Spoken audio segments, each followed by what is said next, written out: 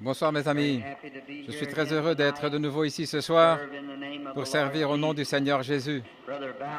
Frère Ballard et le comité étaient juste en train de regarder vers le bas, de rire, je ne savais pas de quoi il s'agissait. Et Frère Ballard m'a amené un petit enfant indien des plus mignons à peu près de cette taille-ci qui était en train de ramper par terre. C'est vraiment bien. La dernière fois à la réserve, une femme indienne est sortie avec un enfant au dos dans un petit panier et j'ai joué un peu avec lui. Alors j'ai dit, veux-tu me le donner? Oh là là, ses yeux brillaient. D'accord, mais ne prends pas le bébé. Eh bien, le Seigneur voulant, nous irons à la réserve demain après-midi à 14 heures pour prêcher aux vrais Américains, les Indiens. Que le Seigneur bénisse. J'espère que nous aurons là une réunion comme celle que nous avions eue la fois passée, il y a environ 7 ans. Je vous assure, je n'ai jamais tenu une réunion sans que je pense à cette réunion-là. La foi humble des Indiens. Et bien des fois, je me suis dit qu'un jour, j'aimerais parcourir tous les États-Unis et ne visiter que les réserves indiennes et prier pour les Indiens, ici et là. Si je peux mettre la main sur assez de missionnaires, peut-être, pour avoir quelque chose derrière moi, qui montre qu'ils sponsorisent, ou plutôt, afin que je puisse y accéder, ils n'ont pas besoin de sponsoriser quoi que ce soit. Mais je veux dire, si seulement ils ont accès à la réserve des Indiens. Il n'y a pas longtemps, nous étions à Los Angeles, en Californie. Nous avions une grande réunion là où nous allons nous rendre bientôt, après la foire au bétail. Il y avait là des milliers de gens rassemblés. Un soir, j'ai remarqué toute une section occupée par des gens. C'était les Indiens Crow qui sont venus là, près de la rivière Little Big Horn. Je me suis dit, oh, j'ai traversé la réserve quelques jours après cela sur ma route vers le Canada. Je me disais, assurément, j'aimerais tenir une réunion ici pour ces gens-là. Ils semblent avoir une foi très simple, ils croient simplement. Ils ne cherchent pas à comprendre quoi que ce soit. Ils vous croient tout simplement sur parole et ils vont de l'avant. J'aime cela. C'est bien dommage que nous soyons éloignés de cela. Oui, la simplicité de la chose. Eh bien, ce soir, c'est la dernière soirée avant dimanche après-midi pour les réunions ici à l'auditorium. En effet, je pense que mes chers amis Shriners vont peut-être utiliser leur auditorium samedi soir et nous cédons la place certainement par égard pour cela et nous sommes très contents de le faire. Et que le Seigneur les bénisse, c'est notre sincère prière. Et maintenant, j'ai vu qu'il y a des réunions dans la ville. Je me rends compte qu'il y a beaucoup de pancartes dehors avec la mention « Réveil ». Si seulement vous déposez le petit billet qui renseigne le lieu de votre réveil, nous serons contents de l'annoncer. Ce matin, j'étais à l'église des Assemblées de Dieu pour une réunion du matin. Nous avons eu là une très belle réunion. J'ai écouté un évangéliste là, son nom m'échappe. Hagen, frère Hagen.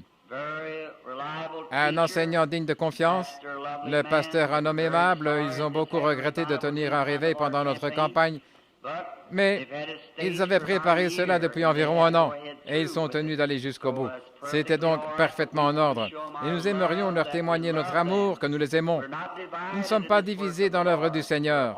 Nous sommes tous ensemble, nous formons un seul corps. Nous allons de l'avant.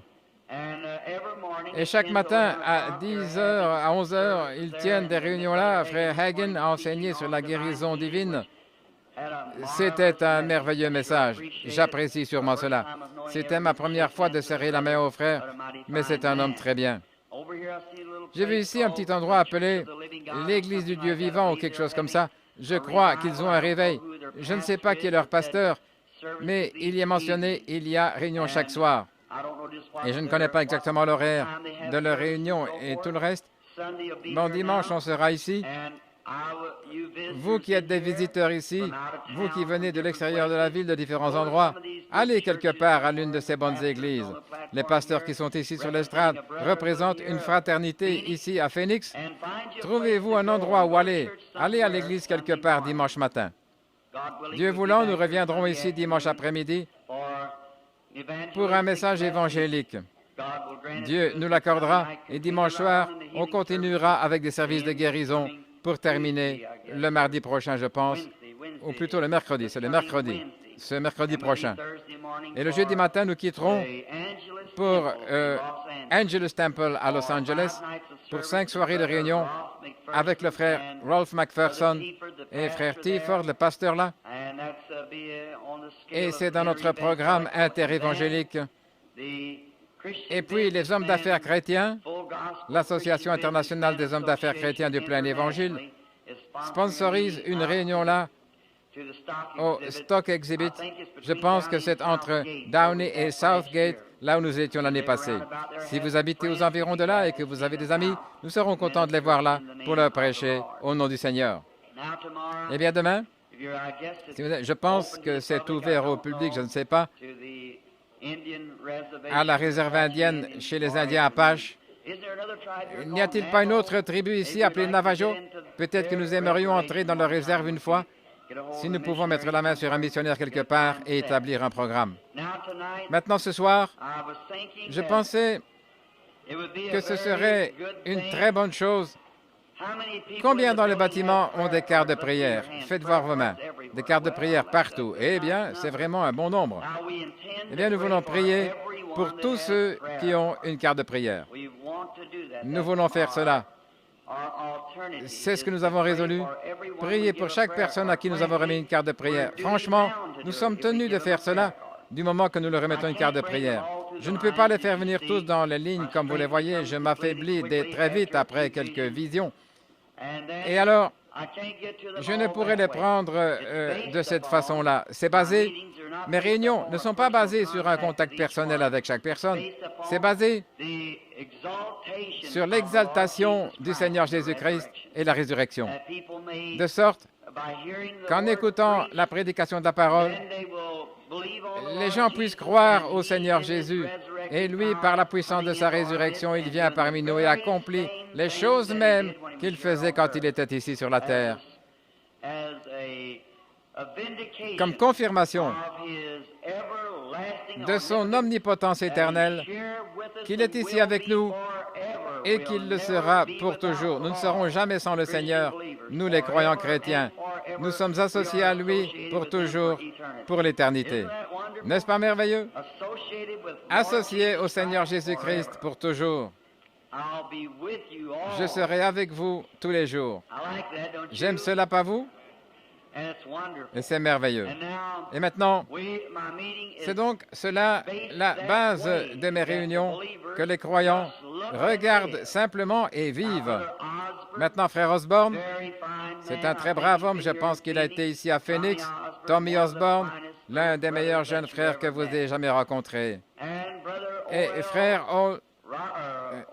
ou plutôt Oral Roberts, je pense, ainsi que beaucoup d'autres évangélistes qui prient pour les malades. Oh là là, il y en a beaucoup. Ils entrent dans une ville, ils ont différents types de ministères. Certains d'entre eux pratiquent l'imposition des mains et d'autres wine d'huile. Tout cela se trouve dans les Écritures, c'est vrai. Oui. Ils sont tous des serviteurs de Dieu. Et ils essayent de faire le mieux qu'ils peuvent pour vous. Je crois cela pour chaque homme. Tout au long des rues, il y a de grandes églises, des petites missions et tout. Il y a des gens que la grande église peut attraper et que la petite mission ne pourrait pas attraper. Cette catégorie de gens, la mission peut attraper quelqu'un que l'autre ne pourrait pas. Je voudrais croire que chacun d'eux est bien des merveilleux frères. Nous sommes peut-être un peu en désaccord en tant que serviteurs du Seigneur sur la théologie, mais cela ne nous sépare pas de l'amour de Dieu qui est en Jésus-Christ. Nous aimons tous le Seigneur. Et puis, ils sont ici comme des phares à des endroits afin que les gens de différentes couches puissent trouver le Seigneur Jésus-Christ. Eh bien, ce soir, frère Moore et moi, nous nous entretenions, c'est lui l'organisateur des réunions. Disons que peut-être ce soir, on aurait un bon moment si je venais et alignais autant de gens que possible, parce que nous ne voulions pas réserver tout cela pour la dernière soirée, pour les amener simplement dans la ligne de prière, prier pour eux, sans faire le discernement. Combien ont vu le discernement? Faites voir vos mains. Partout dans le bâtiment. Oh là là, 100%. Très bien. Maintenant, j'aimerais parler un peu sur la parole, et ensuite nous appellerons ceux qui ont des cartes de prière. Mon fils m'a remis un petit bout de papier un instant, il est écrit, j'ai distribué des cartes de série A, E, P et M. Ça fait 400 cartes de prière distribuées. Nous aimerions donc prier pour chacun d'eux. Mais pour y arriver, on ne peut pas faire le discernement sur chacun d'eux. Mais frère Moore m'a dit, frère Branham, il y a des gens à qui on a enseigné l'imposition des mains. Il leur faut absolument cela, c'est tout. Ainsi, je me rappelle que la plus longue nuit de prière que j'ai jamais eue, c'était à Phoenix, en Arizona. Elle a duré 10 heures, je crois, n'est-ce pas ça, frère? 10 heures pour terminer une ligne de prière. Oh là là! J'étais si épuisé que pendant 2 ou 3 jours, je pouvais à peine marcher. Et puis à la réserve des Indiens, je pense que nous avons commencé un après-midi et nous sommes sortis le lendemain matin vers 4 heures. Au départ, ils pensaient que c'était juste un trucage, mais quand ils ont effectivement vu que c'était le Seigneur, ils sont venus. Je n'oublie jamais ces soirées-là. Certains d'entre eux étaient mouillés jusqu'à la taille pour avoir pataugé dans la rivière et ne sont pas passés par le gué. Ils ont tout simplement traversé, amenant leurs bien-aimés pour qu'on prie pour eux. C'est un mémorial dans mon cœur. Dans ces grandes sphères de Dieu où se trouvent des êtres célestes là au-delà de la rivière, je m'attends à les rencontrer un jour, là, et à chanter les louanges de Dieu pour toujours. Maintenant, combien pensent que ce serait bénéfique de tenir ce genre de réunion, les gens qui sont ici, les malades et tous les autres, et les faire simplement venir dans la ligne et prier pour eux? Faites voir les mains, juste pour avoir la vie de l'auditoire. Levez très haut les mains. C'est bien, c'est bien. Eh bien, nous le ferons ainsi ce soir, le Seigneur voulant, prêcher et ensuite former une ligne de prière. Et nous ne savons pas ce que notre Seigneur Jésus pourrait faire. Il pourra faire au-delà de toute mesure. Il y a quelques semaines à mon tabernacle, je suis passé là sans faire le discernement ni rien. Il y a environ 150 personnes qui étaient alignées dans la ligne pour un service de prière. J'ai fait venir les gens dans la ligne. Je parlais avec eux, je priais avec eux. Et avant qu'ils aient quitté le bâtiment, avant qu'ils soient sortis du bâtiment, après avoir prié pour eux, qu'on leur a imposé les mains, les huissiers et les autres ont présenté 16 miracles extraordinaires qui avaient eu lieu entre le moment où on avait prié pour eux et le moment où ils sont sortis.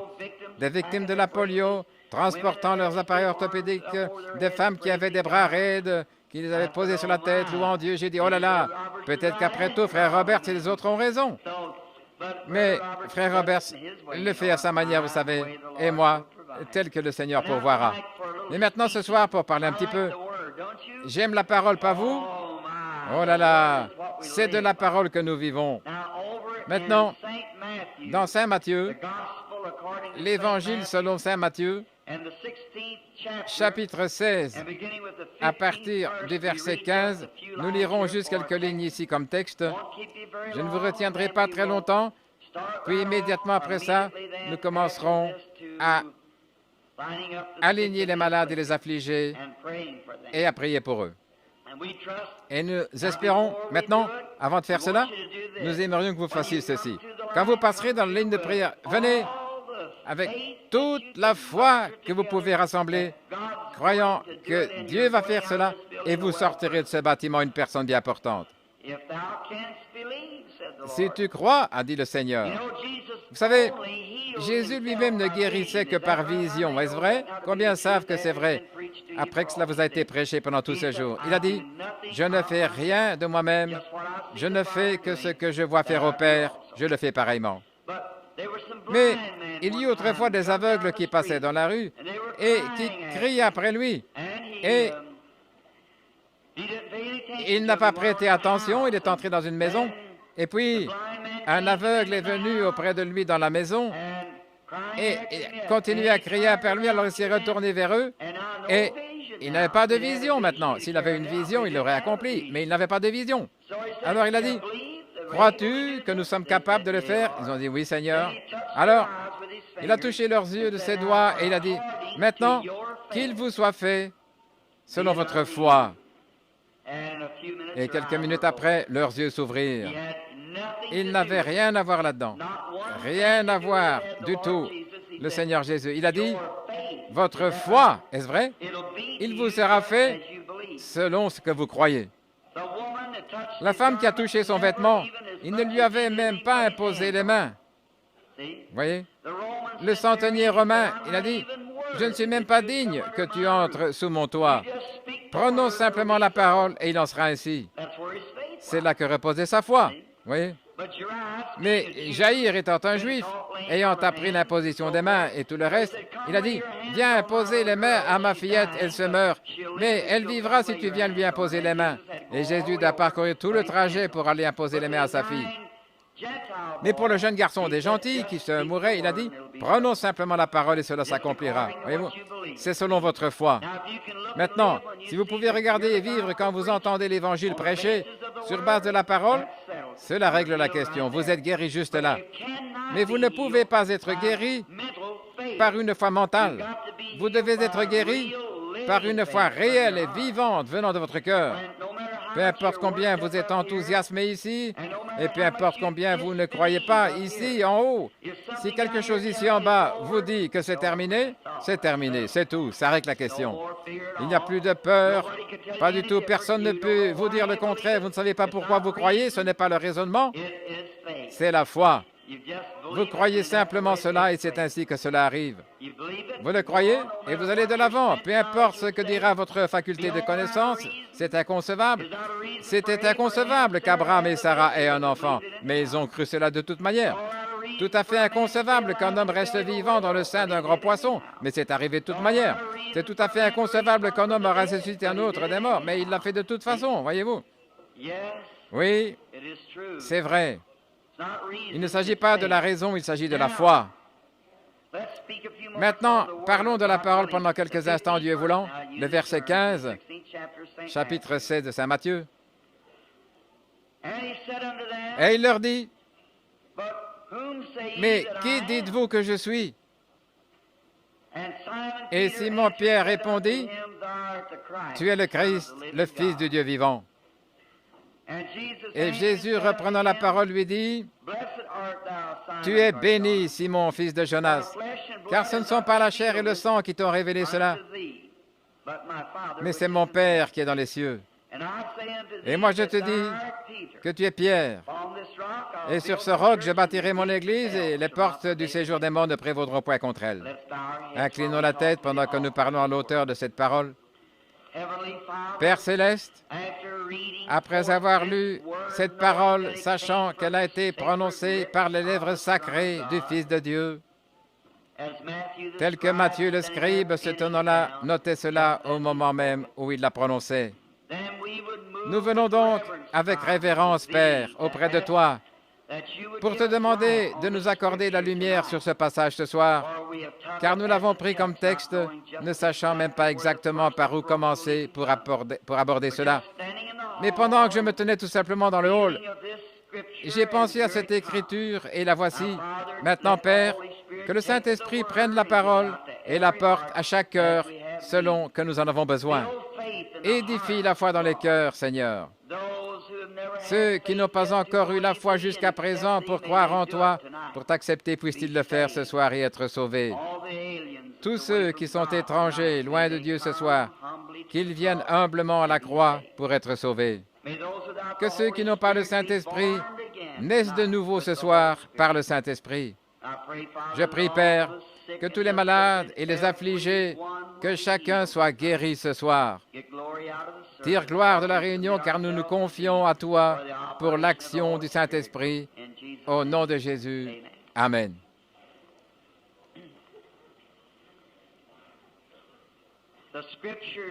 Les Écritures ce soir auxquelles nous nous référons, et je vois maintenant même qu'il y aura une mêlée ce soir si les visions n'arrêtent pas d'apparaître. Priez pour moi, parce que j'en vois déjà une maintenant même qui est en train de se dérouler. Maintenant, le Seigneur Jésus, le Fils de Dieu,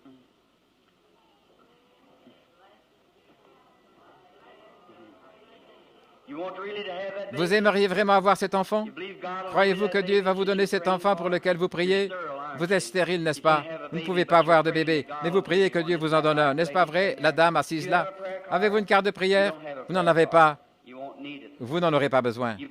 Croyez-vous que Jésus vous donnera le bébé? Alors vous l'aurez. Que Dieu vous bénisse.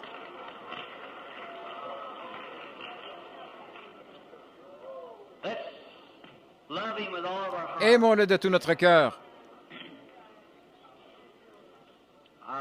Je ne l'ai jamais vu faillir et vous ne le verrez jamais faillir. Ici, Jésus de Nazareth parle La petite dame, avant que nous arrivions là, la petite dame assise là, sa foi, d'une façon ou l'autre, m'a attiré là. Je pense que c'était la grâce de Dieu. La lumière se tenait juste au-dessus d'elle et a dévoilé et a montré qu'elle était en train de prier pour avoir un enfant. Très bien. Jésus de Nazareth, le Fils de Dieu, est présent dans le bâtiment. Voyez, il est ici. Ne pensez-vous pas que c'est le même évangile que Paul prêchait quand il a fixé le regard sur quelqu'un disant « Je vois que c'est la foi qui a été transmise aux saints une fois pour toutes ». Jésus venait de prendre avec lui Pierre, Jacques et Jean. Ils sont allés à la montagne pour voir la venue du Seigneur. Il avait dit « Quelques-uns de ceux qui sont ici ne mourront point qu'ils n'aient vu le royaume de Dieu venir en puissance. » Il est allé à la montagne, il leur a montré exactement ce qui arriverait sur la montagne.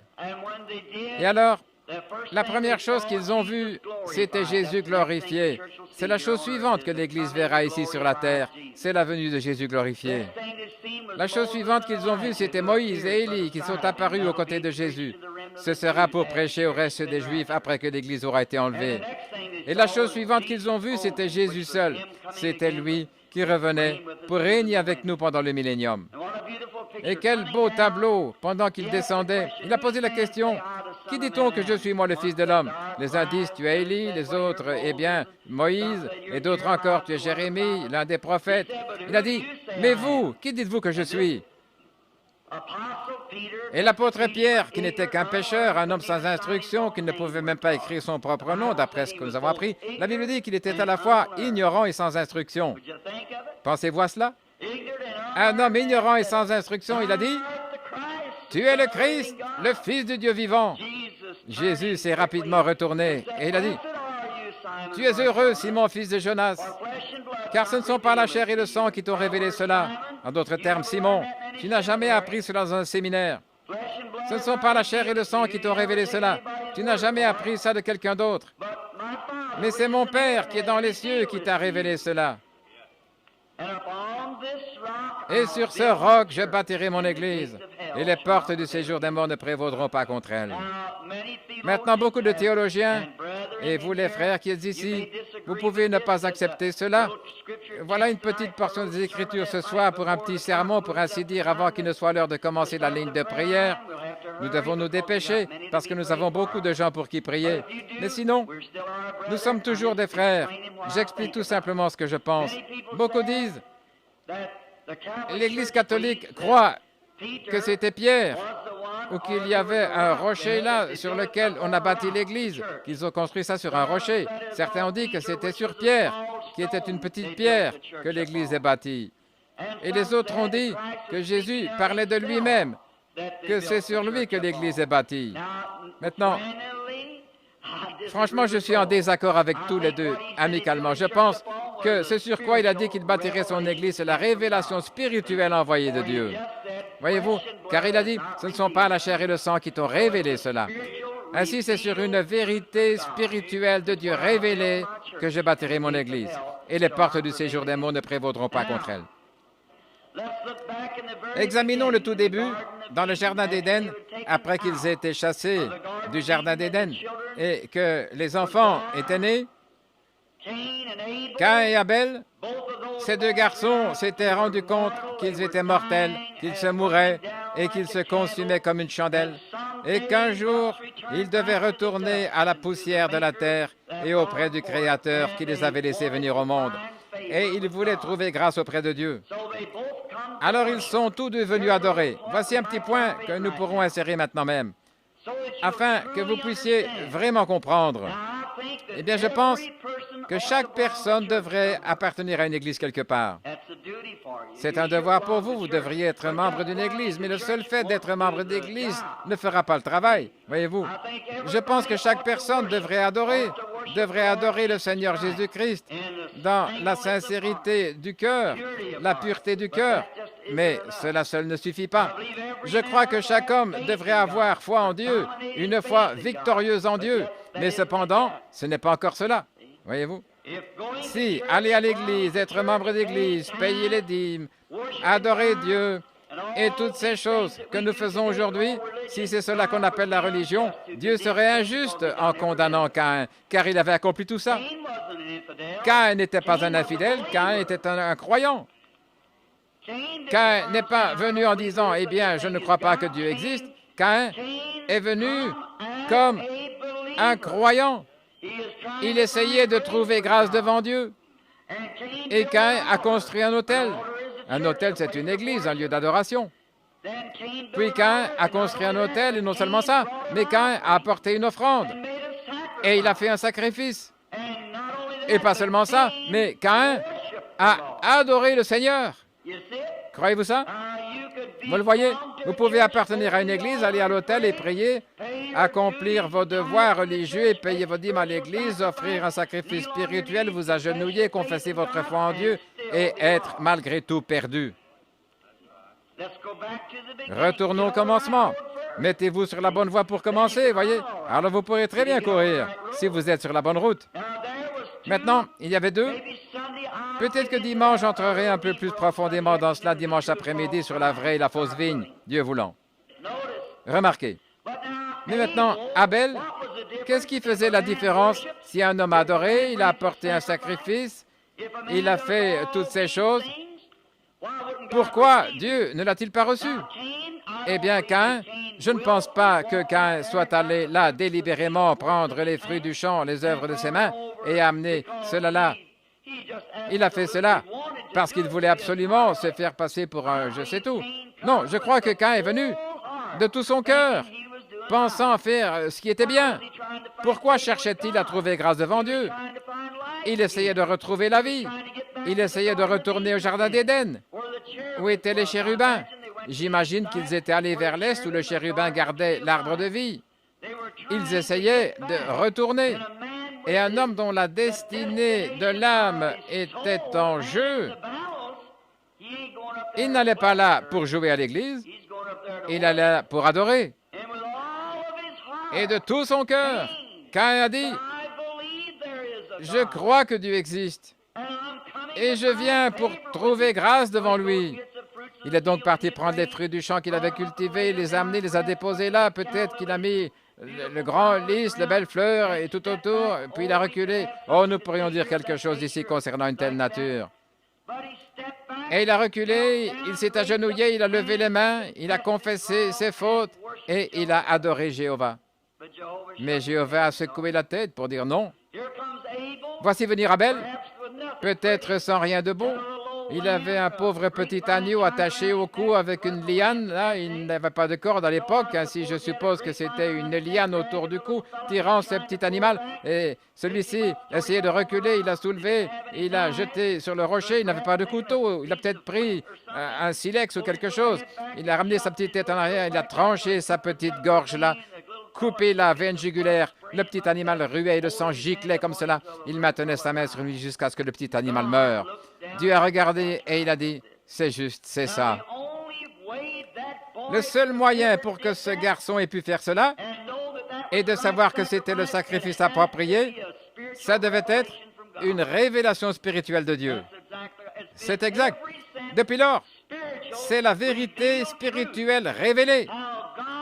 Comment Dieu, dans sa miséricorde, par l'action du Saint-Esprit, révèle la vérité spirituelle.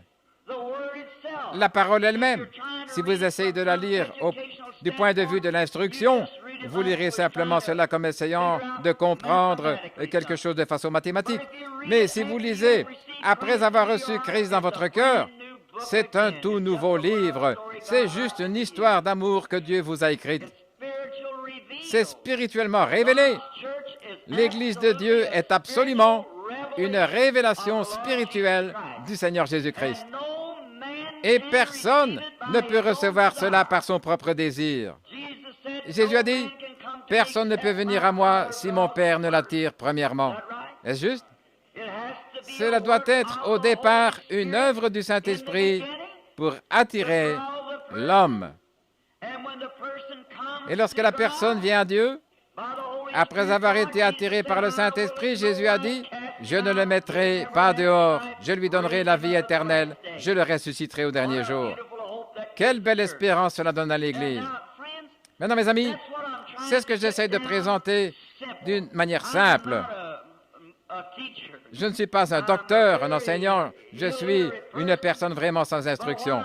Mais ce que je sais être la vérité basique, je sais que cela a marché dans mon cas, cela a marché pour des millions d'autres, cela marchera pour vous. Si jamais vous pouvez vous débarrasser de toute autre chose pour vous attacher à la parole, vous pourrez être établi fermement, être inébranlable et travailler de mieux en mieux à l'œuvre du Seigneur sans être ballotté ça et là, essayant chaque ligne de prière, parcourant les rues, allant ici, allant là-bas. Vous serez stable. Seigneur, je le crois parce que tu l'as dit et cela règle la question. Tous les démons des tourments ne peuvent pas vous détacher de là. Vous le savez, une fois que Dieu vous l'a révélé et que spirituellement, cela a été placé dans votre cœur, que Jésus-Christ est mort au calvaire pour vous guérir, vous êtes guéri. Amen. Ça ne sert donc à rien que vous passiez dans une ligne de prière. À ce moment-là, vous êtes guéri. C'est juste comme lorsque, par l'action du Saint-Esprit, Dieu vous révèle que Jésus-Christ est mort à votre place et que c'est lui qui frappe à la porte de votre cœur. Quelque chose arrive dans ce petit cœur, c'est terminé. Croyez-vous cela? Nous avons des appels à l'autel, nous amenons les gens autour de l'autel. C'est une bonne tradition de l'Église, mais du temps de la Bible, tous ceux qui croyaient au Seigneur, qu'il avait juste accepté, peu importe où se trouvait la personne, tous ceux qui croyaient étaient sauvés. Il ne faisait pas d'appel à l'autel. Venir à l'autel, ça a commencé chez les méthodistes, au début de l'Église méthodiste. C'est une bonne chose. Nous ne devrions jamais laisser tomber cela, continuer avec. Je pense que c'est une bonne chose. Venir ici, répandre son âme devant Dieu, c'est de cette manière qu'il faut faire. Mais en réalité, ce n'est pas ça qui vous sauve. Vous pourriez rester à l'autel et prier toute la nuit, faire les 100 pas à l'autel. Vous pourriez faire toutes les pénitences possibles. Vous pouvez vendre tout ce que vous avez donné aux pauvres. Vous pourriez faire un jeûne de 40 jours et être tellement épuisé à cause du jeûne que vous ne pourriez même pas marcher. Et cela ne vous servira à rien, à moins que, premièrement, vous acceptiez. C'est ça. C'est votre part. Dieu a accompli sa part. Maintenant, vous accomplissez votre part, qui est le simple fait de croire. Et lorsque vous le croyez, cela règle la question pour toujours. Là, vous pouvez croire mentalement, et vous serez toujours en train de deviner. Mais quand vous croirez du cœur, la question est réglée pour toujours. Si Dieu vous a révélé ce soir que vous alliez être guéri, et que le lendemain, 1000 docteurs vous visitent là et passent là, et chacun d'eux déclare à votre chef que vous allez mourir dans les 24 heures, vous leur rirez en face. C'est vrai. Amen. C'est là-dessus que Christ bâtit son Église. Sur ce roc, je bâtirai mon Église. Maintenant, si vous êtes sauvé rien que sur base d'émotions, si vous êtes sauvé sur base d'histoires pathétiques, si vous êtes sauvé parce que le voisin voulait que vous veniez, que vous donniez votre cœur à Christ et que vous alliez à l'Église, si vous êtes sauvé parce que quelqu'un voulait que vous le soyez, alors je doute de cela. Mais si vous venez lucidement, sobrement, sur base du sang versé du Seigneur Jésus-Christ, et que du fond de votre cœur, vous l'acceptez comme votre sauveur personnel, tous les démons de l'enfer ne peuvent pas vous en détacher. C'est vrai. C'est vrai. Remarquez, lorsqu'Abel a offert son sacrifice, cela parlait bien sûr de la révélation spirituelle qu'Abel avait de la venue du Seigneur Jésus. Et ce petit agneau-là, je voudrais que vous remarquiez, quand il a étendu ce petit animal-là, il a égorgé, il ruait, il saignait, et sa petite laine blanche était toute imbibée du sang. Il bêlait. Avez-vous déjà entendu un agneau mourir? C'est vraiment pathétique. Qu'était-ce? Il ne pouvait pas comprendre ce qu'il disait, certainement pas. Cela représentait notre Seigneur Jésus-Christ. Il a été blessé pour nos péchés, brisé pour nos iniquités. Il frémissait, saignant, mourant, parlant en langue sur la croix quand il est mort. Suspendu sur le rocher des âges, tout couvert de sang. Billy Sunday a dit qu'il y avait un ange dans chaque arbre qui disait « Seigneur, retire simplement ta main et fais-nous signe, nous allons renverser cette situation. » Les Juifs disaient Il a sauvé les autres, il ne peut pas se sauver lui-même. Descends et accomplis un miracle devant nous et nous croirons en toi. Ce même vieux démon vit aujourd'hui. Descends et nous croirons en toi. Il ne se rendait pas compte qu'il lui faisait le plus grand compliment qu'il avait jamais reçu. S'il se sauvait lui-même, il ne pouvait pas sauver les autres. Ainsi, il s'est donné afin de sauver les autres. Le plus grand compliment qu'il n'avait jamais reçu, et il ne le savait pas. Et Dieu amène son ennemi à le louer. Amen.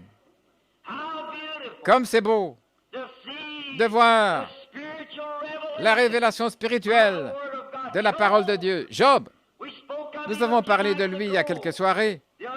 Le livre le plus ancien de la Bible, le patriarche Job, qui est bien connu pour sa patience, son endurance.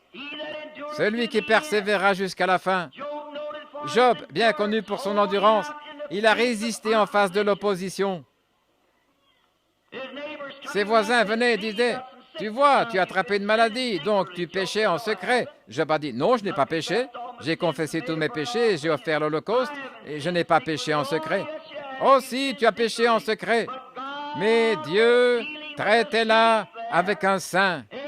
Chaque enfant qui vient à Dieu doit premièrement être élevé comme un enfant, recevoir une petite fessée, les choses allant de travers. Avez-vous déjà connu cela? Tous ceux qui ne peuvent pas supporter ces choses sont des enfants illégitimes et non des enfants de Dieu. Si un homme l'a déjà vu dans son cœur, sachant que Jésus est ressuscité pour sa justification et qu'il l'a accepté sur la base du sang et de la parole, faites-le passer par des épreuves. Rien ne peut nous séparer de l'amour de Dieu qui est en Jésus-Christ. Amen. Ceux qu'il a appelés, il les a justifiés. Ceux qu'il a justifiés, il les a déjà glorifiés. Et ils sont dans la présence de Dieu. Lorsque vous acceptez Christ comme votre sauveur, il y a une chaise préparée pour vous au souper de noces. Amen. J'aime ça. Prenez place à la table au souper de noces et prenez le souper avec l'agneau. Amen. Maintenant, Job, quand il parlait, il était entièrement dans sa théologie. Le sang de l'agneau ne suffisait pas pour le satisfaire. Il ne pouvait pas lui révéler cela. Dieu lui avait tourné le dos. Il était assis là en train de se gratter ses ulcères. Oh, il avait tout perdu. Job ne pouvait pas comprendre. Il a dit, « Je sais que Dieu n'est pas injuste, mais pourquoi suis-je dans cet état ?» Et Satan l'accablait de tout pour l'amener à maudire Dieu. Job ne le savait pas, mais cependant, sa foi a tenu ferme. Quelque temps après, lorsqu'un messager est venu, Élihu, et s'est mis à lui parler, Job a prononcé ces paroles. « Je sais que mon Rédempteur est vivant. » Qu'était-ce? Il avait reçu une révélation spirituelle. « Je sais que mon Rédempteur est vivant et qu'au dernier jour, il se tiendra sur la terre. Quand ma peau sera détruite, cependant, dans ma chair, je verrai Dieu. » La révélation spirituelle de la venue du Seigneur Jésus-Christ. Amen. C'est là-dessus que Dieu, chaque fois, bâtit son Église. Le seul endroit où il peut bâtir, c'est sur la vérité spirituelle révélée de Dieu. Job avait cela. Je voudrais que vous remarquiez, chaque homme qui a la vérité spirituelle révélée sur la volonté de Dieu se prépare pour l'accomplissement. J'espère que cela descend profondément ce soir jusqu'au niveau de la 5e côte du côté gauche. Remarquez, si jamais il vous est révélé que Dieu va vous guérir, vous vous apprêtez tout simplement pour ça, c'est tout. Amen. La vérité spirituelle révélée. Job savait que Dieu allait faire quelque chose. Il allait envoyer un Rédempteur. Remarquez, examinons cela pendant quelques instants. Job, sachant qu'un jour, il avait observé la petite semence pourrir là. Il a dit, j'ai observé quand une semence tombe en terre, la fleur en l'âme, elle va sous terre. L'hiver arrive, il fait geler et pourrir la petite semence, mais au printemps, elle ressuscite. Il a dit, un vent vient, abat l'arbre et l'emporte. Cependant, il y a une souche qui reste dans la terre et cela pousse, donne des bourgeons et donne un autre arbre. Mais un homme se couche, oui, il rend l'âme, il dépérit, ses fils viennent le pleurer, il ne s'en aperçoit pas. Oh, il ne revient jamais, qu'en est-il? Il a dit, oh, puisses-tu me garder dans la tombe, me garder dans un lieu secret, jusqu'à ce que ta colère soit passée. Et alors, voyez-vous, il réfléchissait là-dessus, c'était une connaissance personnelle, le raisonnement logique. Alors, tout d'un coup, Dieu vis-à-vis de tout homme juste, de tout homme qui suit la voie pourvue par Dieu, pour échapper à la maladie. Job cherchait un moyen pour échapper à la maladie dont il souffrait. Il savait qu'il allait mourir. Il a dit, maintenant, si je retourne à la poussière, comment vais-je en revenir? Je n'ai jamais vu quelqu'un revenir. J'ai vu toutes les semences et tout aller en terre, tous les types. Il était un typologue. Il a dit, mais lorsqu'un homme se couche, où est-il? Alors Dieu était tenu de révéler cela. Ainsi donc, sans les Écritures, Dieu a donné à Job une révélation sur la venue du Fils de Dieu.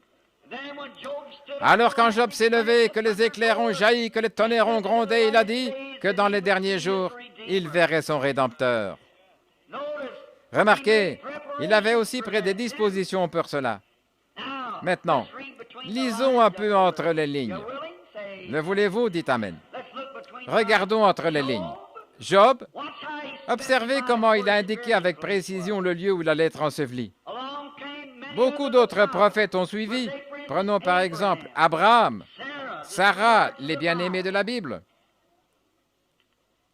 Et lorsqu'Abraham est venu, il aimait Sarah. Lorsqu'elle est morte, il ne l'a pas enterrée n'importe où.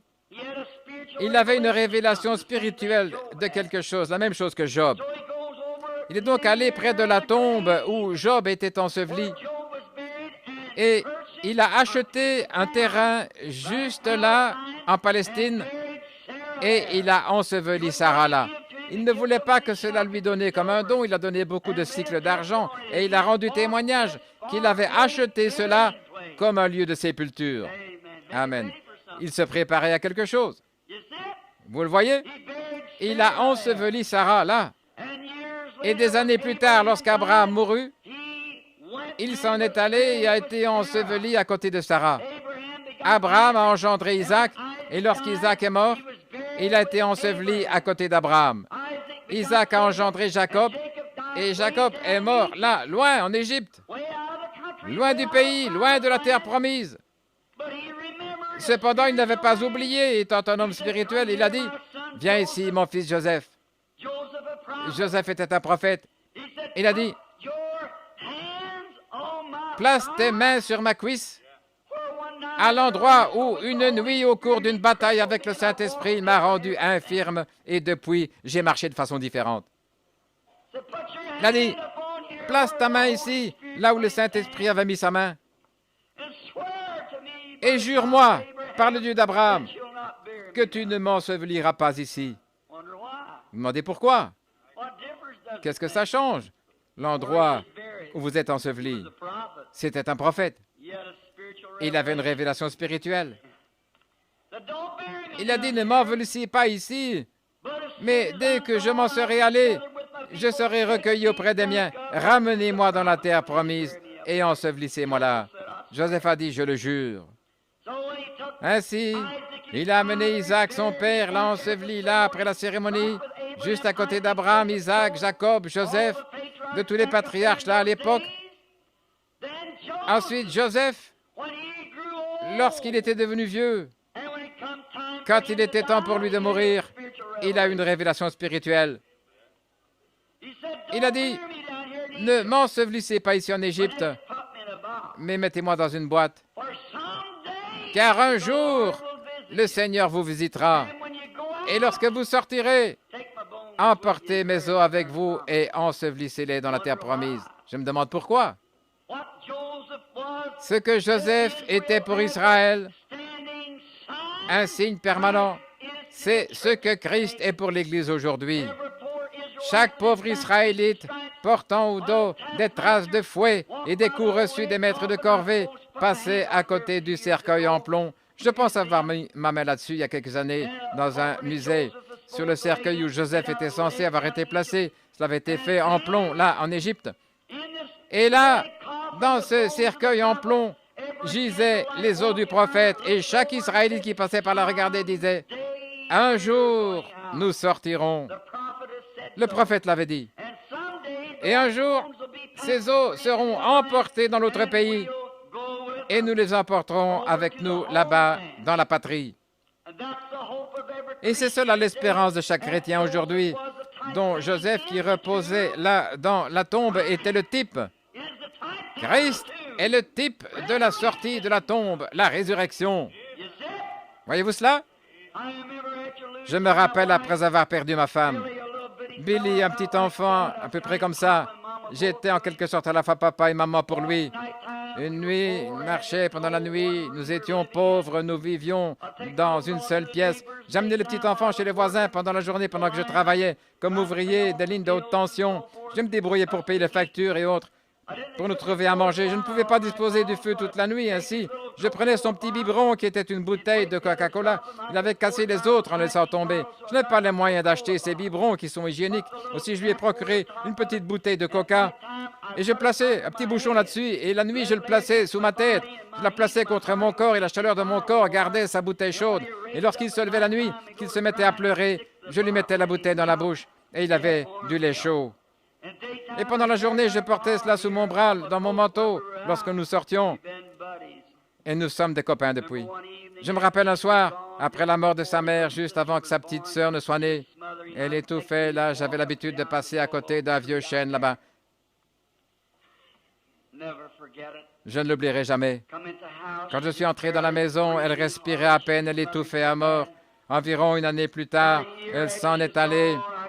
J'arrivais difficilement à m'en remettre. J'avais Billy dans mes bras, il réclamait sa mère. Et il n'avait pas de mère auprès de qui aller.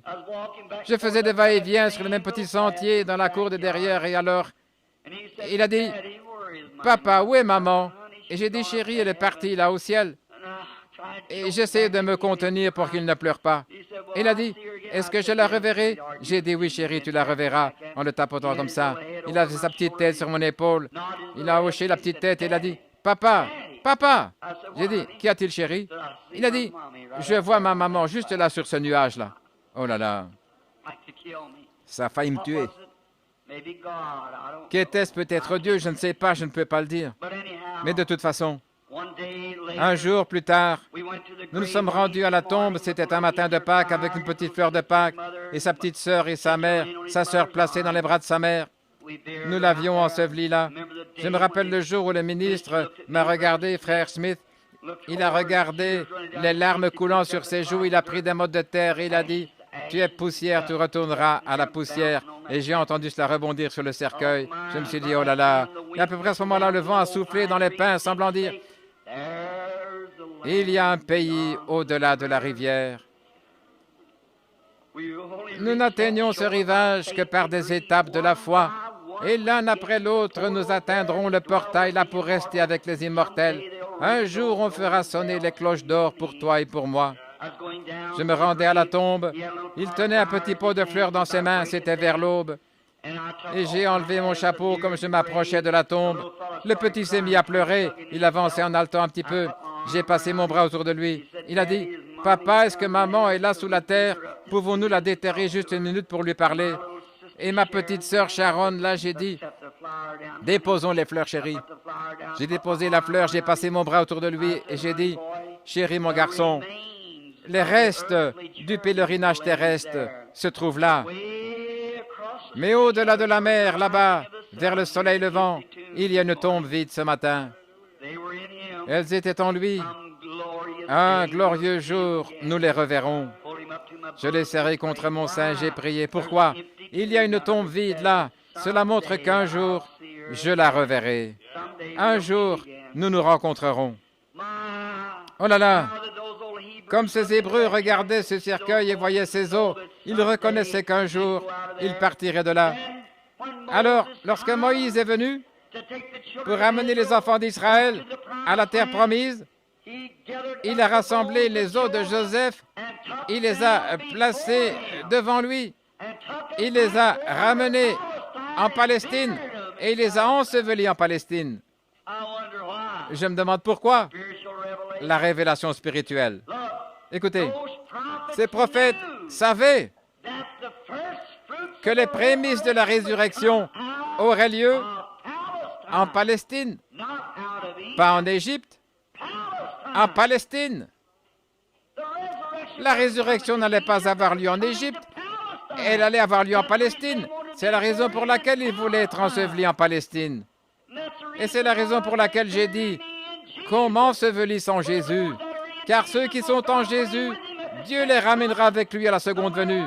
Peu importe ce que le monde a à dire à ce sujet, laissez-moi mourir et être enseveli en Christ. Alléluia.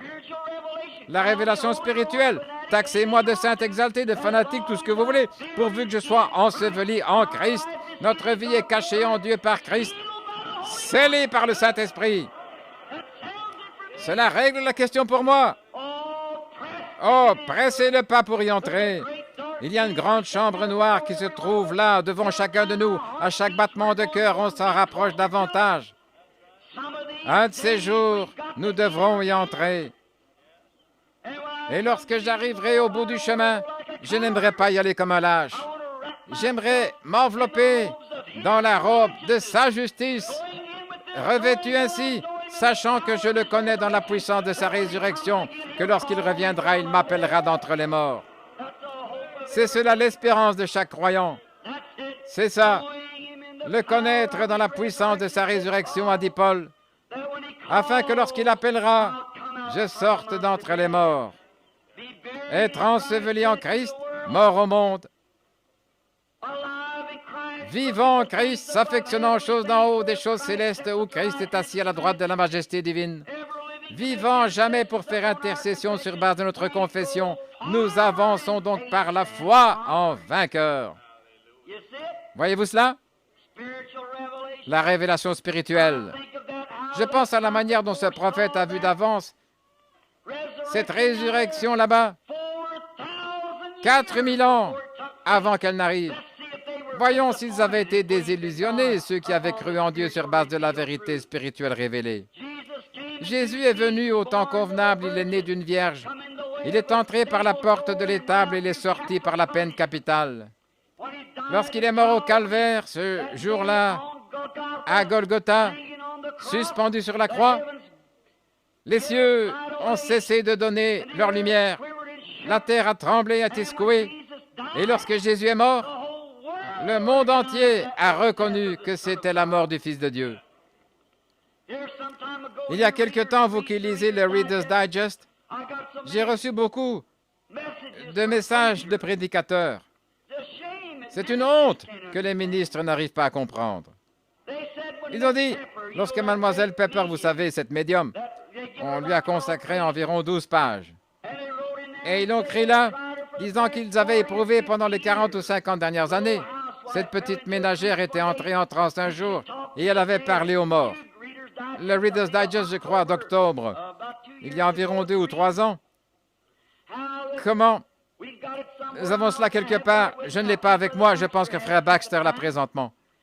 Et alors, comment on l'a prise et on lui a changé de vêtements, on l'a envoyé là en Égypte ou quelque part ailleurs. On a fait venir un Français et on a fait venir une certaine personne qu'on avait déguisée.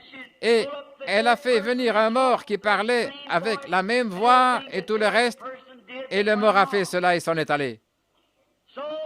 Alors ils ont dit, c'est vraiment, il y a tout un tas d'imitations et beaucoup de soi-disant croyances sur les médiums et les spirites, mais il y en a un qu'on ne peut pas confondre. Quelqu'un m'a demandé, croyez-vous cela? Oui, monsieur, la Bible enseigne que ces choses existent. La sorcière d'Endor, c'est un démon, c'est vrai. Mais elle a beaucoup d'imitateurs. Il n'y a pas longtemps, il a été prouvé que dans un tribunal de police, un grand juge d'une ville était censé avoir touché, au cours d'une réunion, les mains de sa mère défunte, et on a prouvé le lendemain matin que ce n'était qu'un trucage avec un morceau de toile. Il n'avait pas touché sa main, mais qu'est-ce que c'est? C'est un moyen de gagner de l'argent en cherchant à imiter le véritable spirit. Et comme ils ont cela de ce côté-là, de même, nous l'avons de ce côté-ci. Essayons d'imiter les vrais chrétiens, des soi-disant croyants. Amen. Remarquez. Ensuite, quelqu'un, environ 1 an plus tard, vous avez lu le Reader's Digest sur mes réunions en Californie, là au campground, quand on avait amené le petit Donnie Martin. Beaucoup d'entre vous ont lu cela. À partir du miracle de Donnie Martin, lorsqu'on l'avait amené du Canada, on a écrit un très bon article, comment il est venu à l'estrade. Le petit enfant était complètement déformé. Et on a dit que l'évangéliste n'avait point posé une seule question, mais qu'il a regardé droit l'enfant, il lui a dit d'où il venait, qu'il avait été chez les frères Maillot, qu'il avait été abandonné et tout. Et exactement ce que serait l'issue pour cet enfant, et c'était exact à la lettre. Ensuite, des prédicateurs sont venus, alors ils ont envoyé des lettres disant « Frère Branham, j'avais toujours un peu douté de cela, je crois maintenant que tu es un spirit. » Un homme de Dieu qui n'en sait pas plus que ça. J'ai tout simplement écrit une lettre circulaire ordinaire. Et j'ai dit, pourquoi ça? Eh bien, lorsque Jésus était ici, c'était la même chose. Exactement, ils ne comprennent pas. L'imitation, tout ce que le diable a, il l'a copié de Christ. Ça ne fait que mieux apprécier la chose authentique. Écoutez, si vous ramassez un faux dollar, cela montre qu'il y en a un vrai quelque part. Et que feriez-vous si vous aviez un faux dollar? Premièrement, vous prendriez cela et vous le tâteriez pour en apprécier la qualité. Un vrai dollar, ce n'est pas tout à fait fabriqué avec du papier, c'est quelque chose en soi. Un vrai dollar n'est pas fabriqué avec du papier ordinaire. Sentez-le pour en apprécier la valeur. Eh bien, considérez ce qu'elle a fait et puis ce que le Saint-Esprit fait dans les réunions. Alors, dans ce qu'elle a fait, elle a exercé pendant près de 50 ans et pas une seule fois, il n'a été fait mention de Dieu, de Christ, de la guérison, du salut, du châtiment éternel. Tout est au sujet d'une quelconque foutaise, au sujet d'un mort qui avait vécu il y a des années avec quelqu'un d'autre, et des endroits ils sont allés et tout. Cela n'a aucune valeur du tout. Cela montre que c'est un faux. Et autre chose, la meilleure chose à faire avec un dollar, notez son numéro et renvoyez cela à l'hôtel des monnaies et voyez si oui ou non il y a quelque chose qui correspond à cela à l'hôtel des monnaies. Est-ce juste?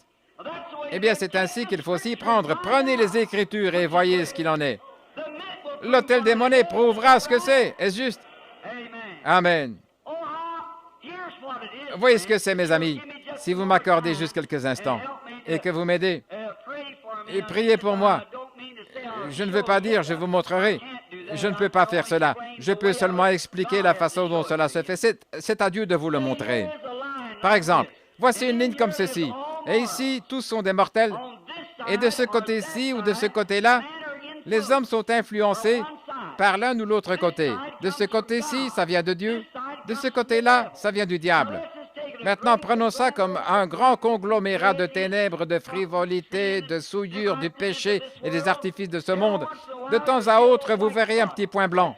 C'est un chrétien, comme une lumière. Eh bien, ceux qui sont dans les ténèbres sont influencés d'en bas. Ceux qui sont les lumières sont influencés d'en haut. Maintenant, quand vous quittez l'un de ces canaux, vous entrez dans le domaine spirituel. Ceci, c'est le domaine des mortels, les dimensions où nous vivons. Maintenant, si vous suivez cette voie, écoutez attentivement, si vous suivez cette voie, la première dimension, ce sont les esprits des morts. Pierre en a parlé. Ceux qui étaient en prison et qui ne s'étaient pas repentis pendant le temps de la patience au jour de Noé, le méchant, l'homme non régénéré lorsqu'il meurt, son esprit va dans cette dimension-là. La dimension suivante est en dessous, c'est celle des démons. La dimension suivante en dessous, c'est l'enfer. Je vous donne une parabole afin que vous puissiez voir. Maintenant, qu'est-il arrivé à cette femme? Elle est entrée dans cette dimension-là auprès des gens qui sont absolument morts dans le péché et les offenses. Et c'est tout ce qu'ils savent. L'arbre tombe du côté où il penche. Et là, elle est entrée dans cette dimension en parlant aux esprits des morts. Maintenant, quand on va dans cette direction-ci, d'abord, il y a l'esprit de l'homme qui est mort et qui est ressuscité, Christ, le Saint-Esprit. C'est cela qui influence le croyant, qui monte vers le haut. Ensuite, il y a les êtres angéliques. Ensuite, c'est le ciel lui-même, le troisième ciel. Amen. Oh là là. Je vois quelque chose. Gloire. Lorsque Jésus est mort là au calvaire pour l'expiation de nos péchés, il n'est pas mort comme un homme juste, mais comme un pécheur. Pas à cause de ses péchés à lui, mais à cause de mes péchés et de vos péchés. Il a été envoyé dans la région des perdus. Et je peux le voir lorsqu'il est mort là au calvaire, suspendu entre les malfaiteurs, s'écriant « Mon Dieu, pourquoi m'as-tu abandonné ?» Et lorsqu'il a rendu l'âme et qu'il a incliné la tête, son esprit est allé prêcher aux esprits qui étaient en prison, qui ne s'étaient pas repentis au temps de la patience au jour de Noé. C'est ce que disent les Écritures. Je le vois aller dans la région des perdus, à la porte. Et il a ouvert la porte. Elles se sont mises à crier, à se lamenter. Ces âmes qui ne s'étaient pas repenties, il a dit, « Vous êtes du temps d'Enoch.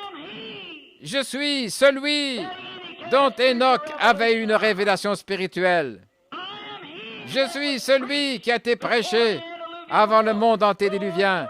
Le Seigneur descendra avec 10 milliers de ses saints. Je suis le Fils de Dieu né d'une vierge. Et je suis mort au calvaire pour racheter les perdus. Pourquoi n'avez-vous pas accepté le message d'Enoch sous l'Holocauste? » Et la porte était fermée avec des pleurs, des gémissements et des grincements de dents. Et en route plus bas, les démons, il est allé à la porte même de l'enfer. Il a frappé à la porte. Le diable a ouvert la porte et il a demandé, « Eh bien, tu es finalement arrivé, n'est-ce pas? Je pensais que je t'avais eu lorsque j'avais tué Abel. Je pensais que je t'avais eu lorsque j'ai jeté les enfants hébreux dans la fournaise. J'étais sûr de t'avoir eu lorsque j'avais décapité Jean. Mais après tout, tu es arrivé. » Je peux l'entendre dire, « Satan, je viens de prendre la clé et je l'ai donnée à l'apôtre Pierre pour le royaume des cieux. Mais je suis descendu pour prendre les clés de la mort et du séjour des morts. Et tu vas me les remettre. » Je peux le voir tendre la main là. Le diable a dit, mais attends une minute. C'est une affaire du péché, tu te rappelles? J'ai amené Ève à pécher. Mais il a dit, juste une minute. Je suis le Fils de Dieu né d'une vierge. Le prix a été payé. Mon sang est encore frais sur la croix du calvaire. Tu ne peux plus bluffer les gens. Je suis venu pour reprendre le contrôle. Amen. Je le vois étendre la main là et arracher les clés, les placer à ses côtés. On approche de l'aurore, il retourne. Et il commence tout simplement à remonter. Rappelez-vous, il y avait d'autres personnes qui avaient une révélation. Job, Abraham, Isaac, Jacob.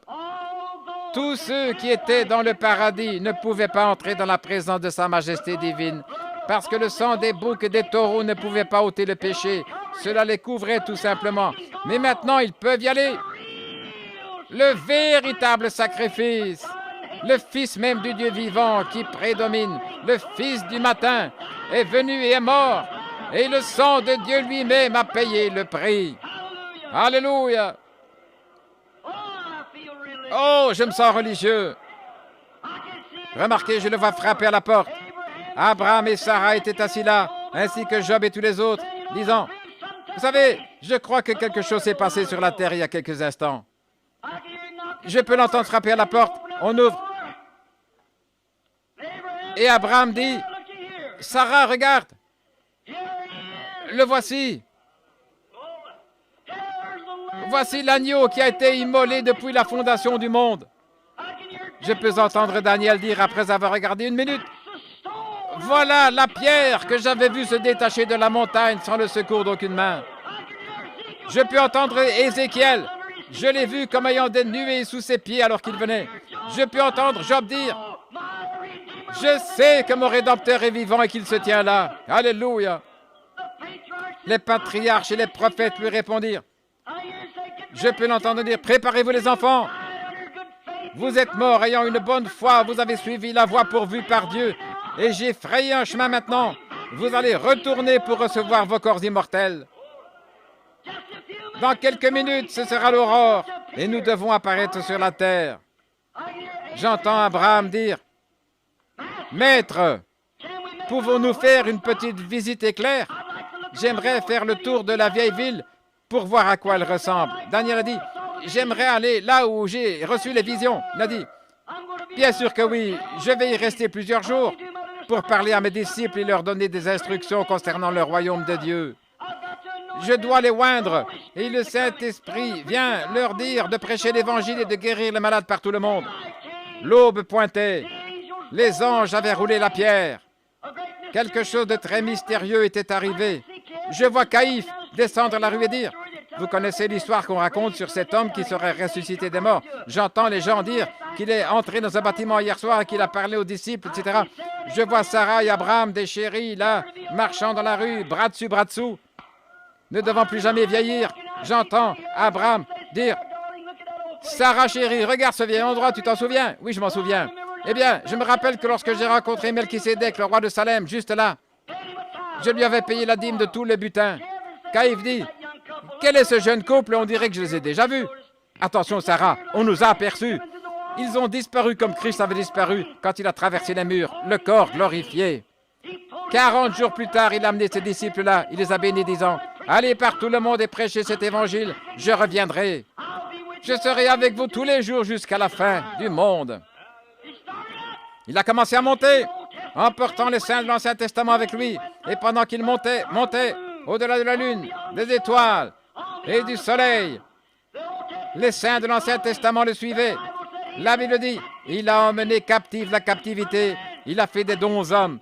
Je le vois aller au-delà des anges et des archanges, jusque dans les sphères, là, apparaître la nouvelle Jérusalem. Je peux entendre les saints de l'Ancien Testament qui connaissaient la prophétie de David dire, « Élevez-vous, portes éternelles, élevez-vous, que le roi de gloire fasse son entrée. » Je peux entendre les anges qui étaient derrière demander, « Qui est ce roi de gloire ?» Et ceux de l'Ancien Testament ont dit, « L'Éternel des armées puissant dans la bataille. » L'ange a appuyé sur le bouton, les portails se sont élevés. Jésus et les saints de l'Ancien Testament ont parcouru la ville de Jérusalem. Le vainqueur, suivi de tous les saints, s'est avancé jusqu'au trône et les a présentés disant, « Les voici, Père. » Celui-ci a dit, « Monte sur mon trône et assieds-toi à ma droite, jusqu'à ce que je fasse de tous tes ennemis ton marchepied. » Alléluia. Pour ceux qui avaient la révélation spirituelle, qui croyaient à la parole de Dieu et croyaient que Jésus allait venir, il était effectivement venu. Il croit la même chose aujourd'hui, qu'il reviendra. Nous avons la révélation spirituelle que Jésus-Christ est le même, hier, aujourd'hui, éternellement. Sa puissance est ici maintenant. Son esprit est ici maintenant. Sa guérison est ici maintenant. Son salut est ici maintenant. Tout ce dont nous avons besoin est ici maintenant même. Le Saint-Esprit se meut dans ce bâtiment maintenant même. Il peut sauver chaque pécheur, baptiser chaque croyant, guérir chaque malade. Sur ce roc, je bâtirai mon église et les portes du séjour des morts ne prévaudront point contre elle. Amen. Oh là là, j'ai envie de prêcher. Écoutez, je vois que l'heure file. On a une longue ligne de prière devant nous. Mais oh, ne croyez-vous pas que Dieu se révèle au cœur humain, la révélation spirituelle du Seigneur Jésus-Christ? Prions pendant que nous avons la tête inclinée. Notre Père céleste, quand nous pensons aujourd'hui à ce merveilleux Seigneur Jésus, comment il est venu un sacrifice sanglant, il est venu l'agneau de Dieu pour ôter le péché du monde. Comme ces saints de l'Ancien Testament attendent maintenant, sans nous, ils ne sont pas parfaits. Ils dépendent donc de notre foi dans la parole de Dieu. Je crois qu'il est écrit dans les Écritures, si on impose les mains aux malades, ils seront guéris. C'est une vérité spirituelle révélée de la parole de Dieu. Je crois qu'elle est inspirée et je l'accepte ainsi sur cette base. Je te prie, Père, de guérir chaque personne ici ce soir qui est malade et dans le besoin. Accorde-le, Seigneur. Bénis tous ceux qui ne sont pas sur le chemin ce soir, qui ne te connaissent pas, qui n'ont pas cette espérance en eux, à qui il n'a pas encore été révélé que Jésus, le Fils de Dieu, les aime et qu'il va les sauver si seulement ils l'acceptent et naissent de nouveau. Accorde-le, Seigneur. Ramène ceux qui sont égarés, l'homme qui erre, celui qui n'est jamais entré pour être lavé, séparés par l'eau, par le lavage de l'eau de la parole. Il se peut que ce soir, ton esprit lui ait parlé d'une façon mystérieuse, disant, « Mon enfant, dans ta faiblesse, viens ce soir, viens et sois sauvé. Je suis là, les bras tendus, prêt, disposé et attendant pour sauver les perdus, rendant aimables ceux qui ne le sont pas. » Accorde-le, Seigneur, car nous le demandons en son nom. Et pendant que nous avons la tête inclinée, je me demande s'il y en a un dans le bâtiment ce soir qui n'est pas en Christ, qui voudra lever la main et dire, d'une façon ou d'une autre, « Oh Dieu, dans mon cœur, à cet instant même, je crois que l'histoire du Seigneur Jésus est vraie. Je lève ma main pour l'accepter. » Voudriez-vous lever la main vers Dieu? Que Dieu vous bénisse, jeune homme. Que Dieu vous bénisse, madame. Que Dieu vous bénisse. Là-bas, madame, la dame espagnole, quelque part ailleurs. Que Dieu vous bénisse, jeune dame, là derrière. Et une dame ici dans le coin, je vous vois. Que Dieu vous bénisse. Un homme âgé, là. Que Dieu vous bénisse. La dame âgée, que Dieu vous bénisse. Que Dieu vous bénisse, madame, je vous vois, là-haut. C'est merveilleux. Là au balcon, à droite, que Dieu vous bénisse, monsieur. Que Dieu vous bénisse, petite dame. Quelqu'un d'autre à droite? Que Dieu vous bénisse, monsieur. Je vois votre main. Quelqu'un d'autre? Je voudrais maintenant recevoir le Seigneur Jésus. Que Dieu vous bénisse, jeunes gens, je vous vois. Que Dieu vous bénisse, jeune homme, là au balcon à gauche, rapidement, oui. Que Dieu vous bénisse, vous, vous et vous.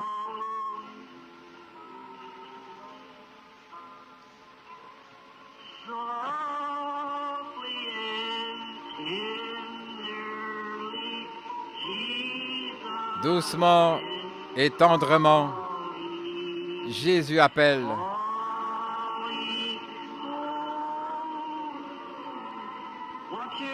N'aimeriez-vous pas venir maintenant? Que Dieu vous bénisse, monsieur. Quelqu'un d'autre?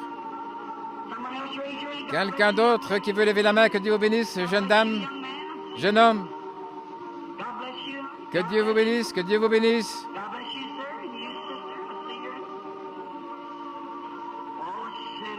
Ô pécheur, reviens à la maison. Que Dieu vous bénisse, vous qui écoutez, et que Dieu bénisse votre cœur. Revenez à la maison. Revenez à la maison. Que devez-vous faire? Venir, croire et accepter. Croyez, c'est par la foi que vous êtes sauvés, cela par la grâce, non par les œuvres, afin que personne ne se glorifie. Venez, croyez et acceptez. Tout ce que vous avez à faire, c'est lever la main et dire, « Père, souviens-toi simplement de moi. »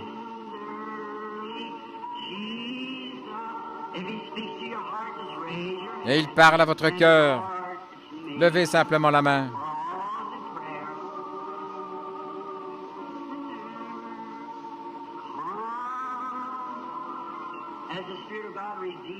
Est-ce que l'Esprit de Dieu vous a révélé ce soir que la fin de temps est proche? Que Dieu vous bénisse, frère, je vois votre main. Le temps de la fin est là.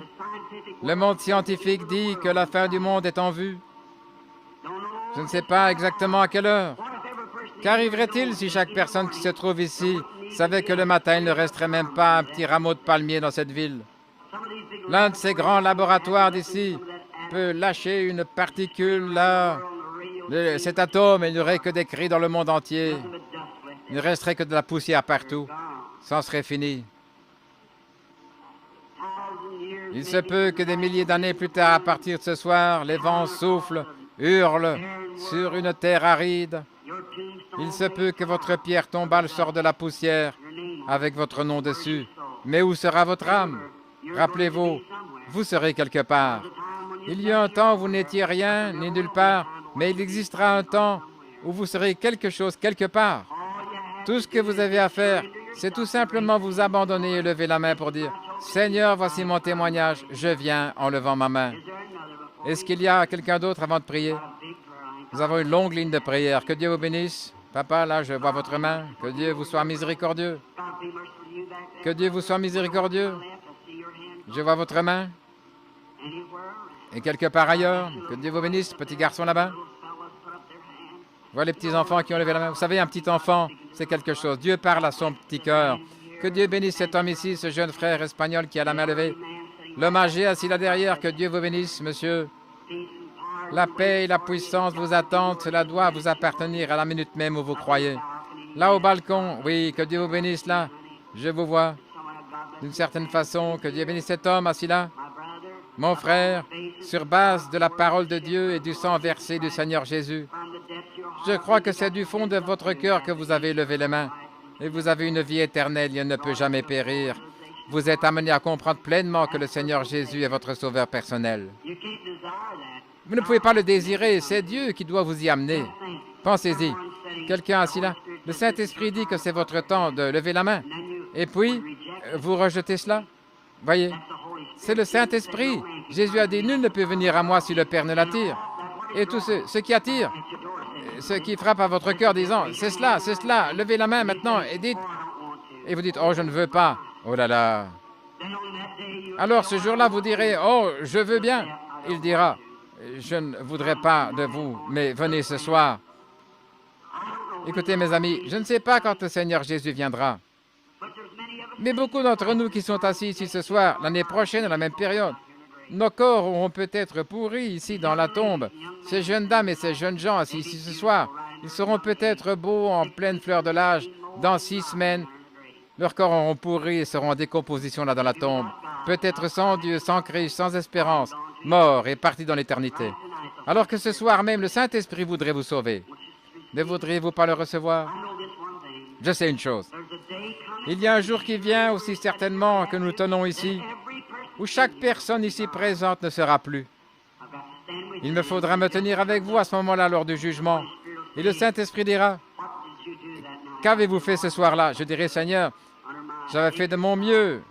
Dans mon côté ignorant, j'ai essayé de leur prêcher, parler de cette révélation de Dieu qui devait venir. Et beaucoup d'entre eux ont levé la main, Père.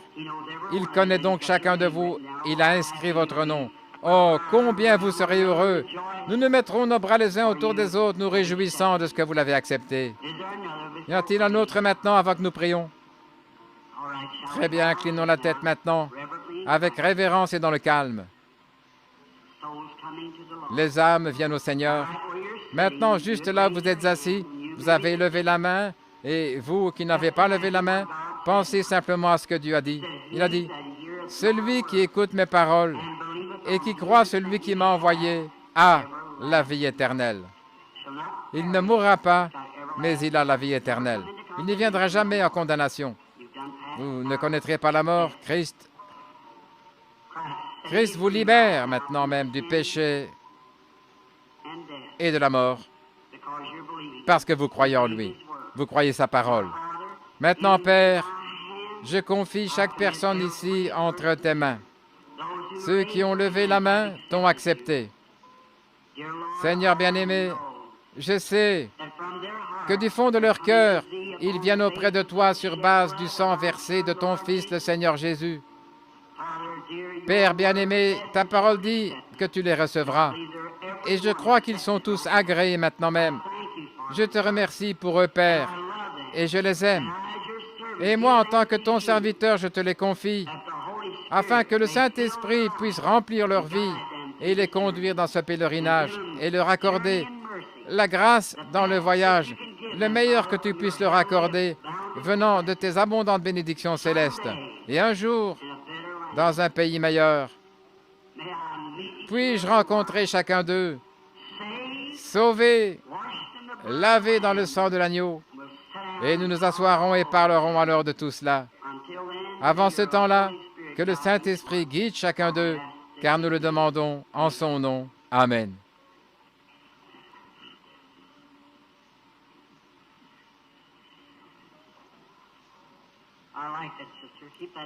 J'aime cela, sœur, continuez.